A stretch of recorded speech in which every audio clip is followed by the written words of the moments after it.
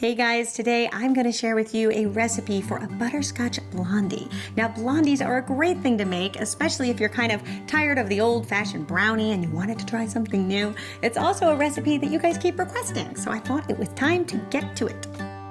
So in the bowl of an electric mixer, you're going to add 1 cup of butter. To that, you're going to add 1/2 cup of white sugar and 3/4 cup of brown sugar. You want to beat that up just until the butter is nice and fluffy and all of that sugar is incorporated. Then you're going to add 2 room temperature eggs, beating them in between each addition and scraping down the bowl as needed. And then you're also going to add a teaspoon of vanilla extract. And then you can beat that up. Then in a smaller bowl, we're going to combine our dry ingredients. You're going to add 1 3/4 cup of flour. The secret to a nice chewy blondie is not too much flour, so easy does it. And then 1/2 teaspoon of baking soda and a teaspoon of salt. And then you can whisk that up. Then you're slowly going to add the flour mixture to your batter mixture, beating in between each addition and scraping down the bowl. And then we're also going to add 1/4 cup of butterscotch chips. Now this is what's going to give these blondies that beautiful butterscotch flavor. But one word of caution about the butterscotch chips. They are really sweet. So if you don't like sweet things, keep it at 1/4 cup. And then 1/2 cup of walnuts. And then you can beat that up until everything is nice and combined.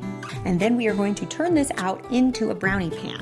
Now I recently discovered a removable bottom brownie pan, which is really genius because then you don't have to mess around with the parchment paper and it makes for a really easy release of your blondies once they're baked. If you're interested in knowing where to get one, I'll put a link in the description. But if you don't have one like this, you could just use the parchment paper and make sure that you line it well so that it's easy to remove once those blondies are baked.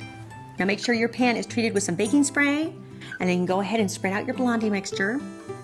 And I like to smooth it out with a spatula first, and then go in with an offset spatula just to smooth it out and make sure all those corners are nice and even. Then you're going to put this in a 350-degree Fahrenheit oven for just about 35 minutes. Now you do want to make sure that these are nice and cooled before you try to handle them, especially if you're using the removable bottom tin, because it can be really hard to handle if that thing is hot. And then you can go ahead and just cut them into squares. I like to get about 9 squares out of this size tin. And I'm using a 9x9 tin. And then you can go ahead and display them. I like to put them on a nice rectangular platter with all of their edges tilted up.